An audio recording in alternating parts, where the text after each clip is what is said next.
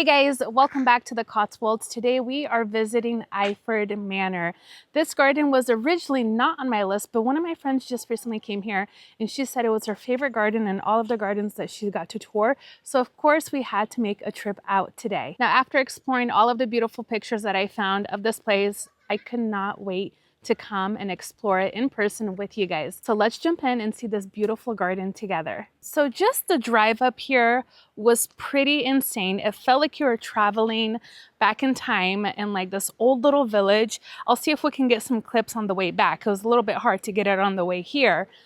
But driving through the roads, yeah, so I guess like as you can see, it's like a one-way. So you're really kind of like maneuvering, and I've been driving, and I want to say I'm doing really well. So I guess like I'm still alive. He's like, I'm still alive. Anyways, multiple heart attacks like he's still here. Oh my goodness. So this is the entrance here, and it looks like we're gonna walk up into a cafe, and then we will make our way into the garden. I know, isn't that beautiful? But just look at this view here. Isn't this absolutely incredible? Let's make our way up. So it's like, I want to live here. Me too, friend. Me too. Oh my goodness. Wow. Wow, wow, wow. This is special. So great place to come to eat, drink coffee, check out the garden, hang out, be well. All right, we got our tickets. We're going to go explore. She says, just meander. There's a lot to see. A lot of the roses are in bloom right now. Can you imagine living here? Like, what a dream this would be. It has a little bit of like a little French vibe to this garden. Just a little bit. Look at the sweet peas growing. It's so pretty. Oh my. Oh, and the gate. Oh my goodness. Hold on, I just have to show you guys. It looks like this is the front of the house. Just very cottagey, beautiful ivy growing on the building. That's so nice. All right, let's make our way through here. A lot of catmint too. And a lot of the gardens that we're seeing. Oh gosh, look at these stone walls. So beautiful. I love seeing all of the pollinators, and there's just so many different types of geraniums in a lot of the gardens that we visited so far. Our way through here. Oh my goodness, look at the roses. Those are so sweet. Here's the detail I love in this garden. Look at this wisteria. It's coming right through the walls. You can see they've made room for it to come right through. And then if you pay close attention throughout the garden, with the ground cover, you just see small little vines and plants grow through all of the little cracks and little spaces in between everything. I love a mature garden for this reason. Things just start taking over in the most beautiful way. Oh, wow. Wow. This looks like a picture book right here. No way. Oh, and that sun is coming in. That's beautiful. Here's a water feature right here.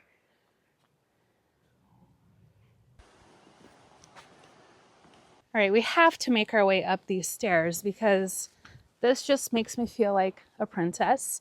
I love all of the ground cover everywhere. In the steps, definitely making mental notes of that. And it seems like every level that you reach, there's a little garden.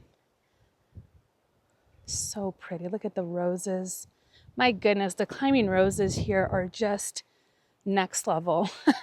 I mean, you are going to see a lot more climbing roses everywhere in our garden.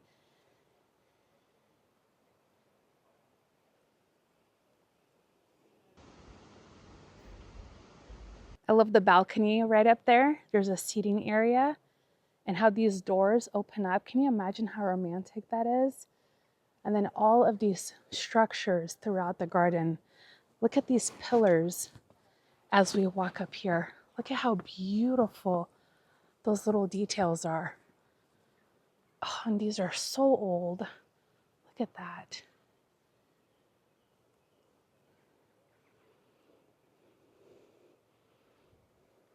This looks like it might have been a greenhouse. I can see some plants inside. Wow. What a dream it would be to have this as your house in your garden. If I lived here, there's no way I would leave this garden. It is so beautiful. I could spend all day attending to the plants, bouncing around, enjoying nature, just being in it. It kind of invokes this feeling being in some of these gardens. And I think it's probably because of all of the history too. I don't know, it's just been so special visiting some of these older gardens, and it just, I don't know, I can't explain the feeling, but it's just something so special when you're in these. There's some beautiful salvias here, a little bit of foxglove popping through, more of the roses, but I'm very interested in how they've pruned the smoke bush here. Look at that, how it just kind of comes over this wall.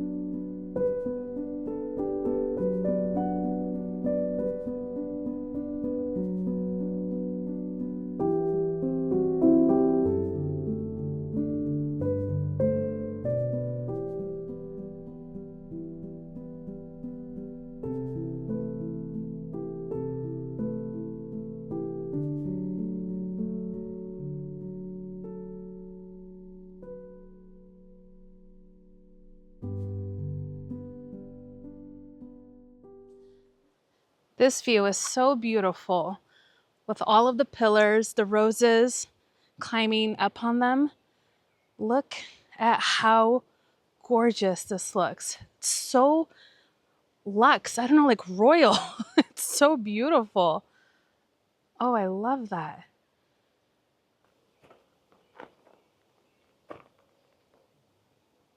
Oh my gosh. Look at those stairs. Do you see how steep they are? And like, where do they lead up to? There's a big statue up there and it's gated off, so we can't go up there. I don't know if it's maybe like a memorial. I'm not sure. But that just seems out of this world. Wow.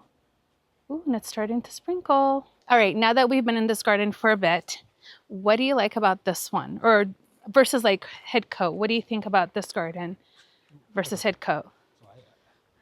I don't know, that's a tough one, right? Because Headcote is a beautifully laid out garden. I feel like, I'm sure, I mean, if you read into it, right, it was purposely created. Now this, to me, it just seems like it was a home, a property, an estate that slowly started to kind of grow in and grow over with beauty. Right. Because especially if you pay attention to like the stairs, the steps, you have these like little purple flowers and like what looks like little camomiles or something like that. They just like grow in and take over. Right. And to me, like very like natural. Supernatural. Yeah. And that's what I was saying, is like the Headcote is like very planned out. This Right. doesn't seem like it's almost like They planted what they loved. Yeah, nature took over, and then they kind of started to shape it and care for it. Right. And this is gorgeous, but of course, Headcote is beautiful. That's a masterpiece. It's so tightly planted, just gorgeous. And the different garden rooms, like this kind of gives you more of a open feel a bit, you know, and like you said, like there are still like garden rooms, I feel. My gosh, look at this. Wow. But you're right, it's a little bit more like a personal garden versus a show garden. Not that Headcote was a show garden, but this just definitely feels like, again, like you said, somebody's personal garden. Exactly. Oh, but look back here. Oh my goodness. The hedges, you guys, have got me going after coming to England. Like, I never knew I liked formal gardens as much as I do now. Oh my gosh. This is so stunning. Wow.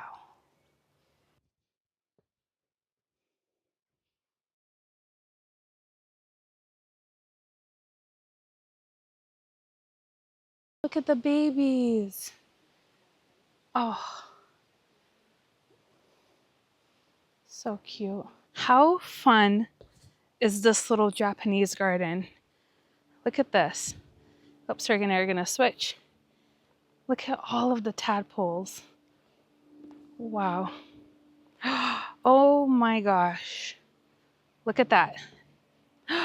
There's hundreds of them. Do you guys see that? Oh my goodness. Oh, and like the little newts. It's probably going to be hard to see. But we were just told that some of these are protected here in the UK and you can't move them. Of course, why would you want to move them? Wow. That is so cool. Talk about biodiversity. The scientist in me would love to take a sample of this water and just examine it. I bet there's some really cool things in this water. Hi.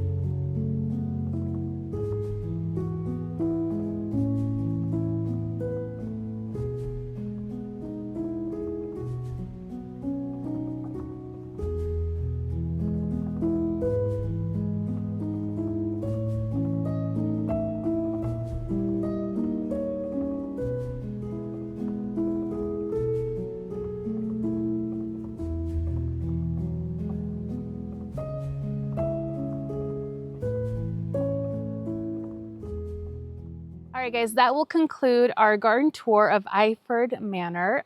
Let me put that on my list.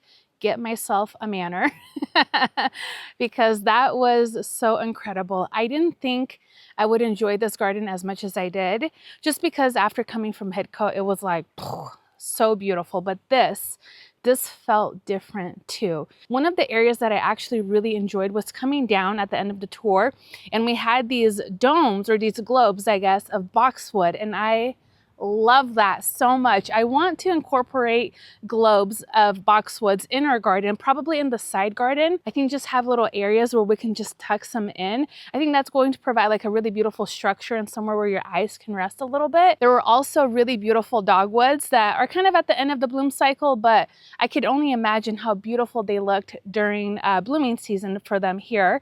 Let's see, what else did we like in this garden? A lot of structure. A lot of structure, a lot of hardscapes. And I think they did that so well in this garden. I think Sergey and I both like took away mental notes of some of the hardscapes that we saw today that we can try to implement in our future gardens. What else? Like I think what would be awesome here for the side garden is this might be like the first garden that I saw use a lot of maples. A lot of low light plants and trees. And I think that's exactly, like, well, we love our maples and we got plenty to plant in the side garden. So it kind of helps us. You can have this tightly planted, beautiful flowers, but you can also, incorporate those maples and the tree and all that. So this definitely gave you a different outlook. It did. And I think for me, this is me selling Sergey on adding more flowers with the maples, because I think Sergey is very much like... So you conned me into coming to England, huh? Yeah, it's like, if I can't convince you back home, let me show you. I came here for the coffee and the food, but looks like there are other motives. There were. I mean, I feel like Sergey is so great about just letting me take creative control of the garden, but at the end of the day, it is a joint... That's what you think. Okay. I am the puppet master. Okay, honey. Let's just let the guys think that, right? Right, ladies? Anyways, but truly, I do feel like it's a combined effort because we do bounce ideas off of each other really well. So just, again, seeing more maples with flowers, kind of like marrying the cottage style that I like so much, and a little bit of more of the Japanese style that he likes so much. I think it was just perfect. This was a great example of seeing all of that together. Highly recommend coming out here. If you are going to come out to this garden, be mindful of the space that you have when driving here, and just take time to visit the little town because it's so charming. It feels like you're in a different world, and make sure you wear comfortable shoes because you are kind of hiking up and down throughout this entire garden. So anyways, another great garden in the books. Cannot wait to just take some mental notes of this beautiful garden. And that's it. Thank you guys so much for hanging out with us again in this garden, and we will see you guys in our next video. Bye-bye. Just kidding. We actually ran down here to Great Chatfield Manor. I know they're about to close, but maybe they'll let us in and just take a quick sneak peek. Oh my goodness, look at that. Can you imagine getting married in a little chapel like that? How cute would that be? They are so sweet because they're letting us in, which is kind of lovely because there's not going to be a lot of people here. They also offer tours of the actual house that you can schedule. It's already done for the day, but I'm really very just interested in the garden, and the little chapel is open. Look at how beautiful this is. Oh, the roses. Oh my gosh, I feel like I was born in the wrong era, you guys. Oh my goodness.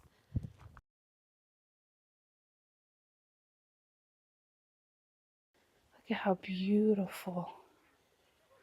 Oh, and she was telling us about the glass inside. How beautiful.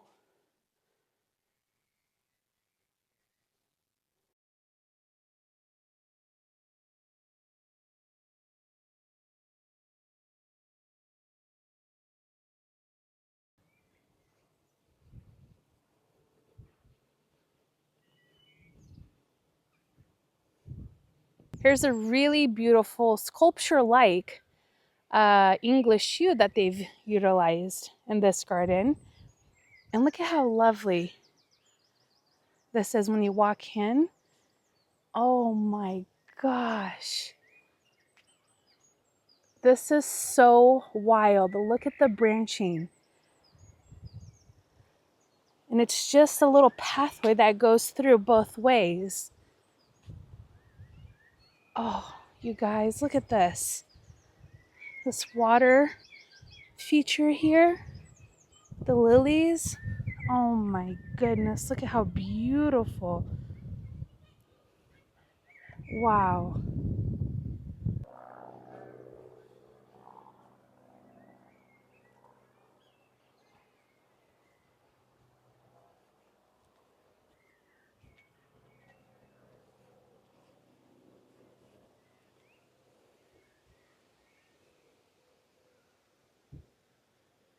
When you get to this side of the garden, you can see another really deep bed full of perennials, more shrubs, that beautiful full clematis back there. That's stunning. A lot of repeating plants. Rue, I see salvias, nepeta, lots of roses, some foxglove, some lilies, more clematises. Just a really beautiful border with repeating plants. And right here under the tree, some Solomon seal. Look at how beautiful that is. What a great plant to utilize to underplant a tree like this. It's such a great plant and so underrated, but it is absolutely beautiful. Just lovely. I love what they've done here and how they've used these. Look at that. It just looks like a little skirt for your tree.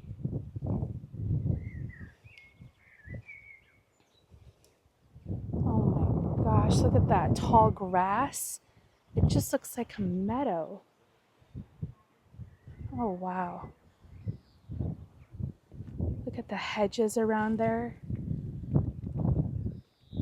Rock wall all the way through.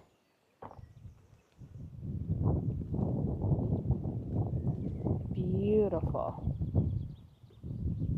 I'm very curious to know what this little house was used for. You can see they have drying racks in here. I just wonder for what. Maybe herbs, vegetables. Look at this, they come out. This is really cool.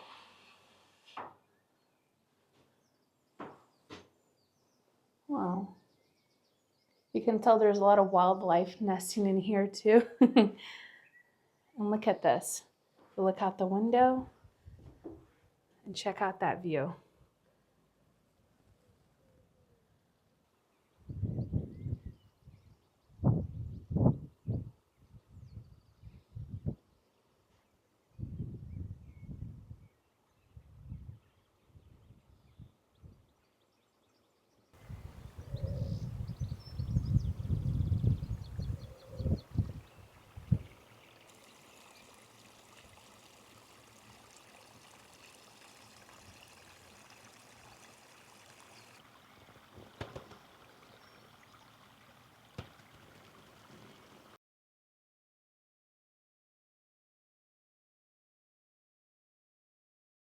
Here's a great combination of plants. You have the roses, the sedum, geraniums, and irises. That combo is so good together. And here's one thing that I'm noticing a lot about these English gardens is how they allow the plants to just come onto the pathway.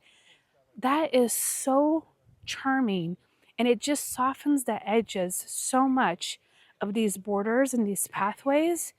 Look at that. Even that iris, look at that. It's made its way in between those two pavers. Tell me that's not just the most charming walkway. Even with these tall grasses, so pretty. And look at this, you can walk down there and you have a seating area right by the water. Let's make our way down there. We cannot not go down. Yeah, that's so pretty.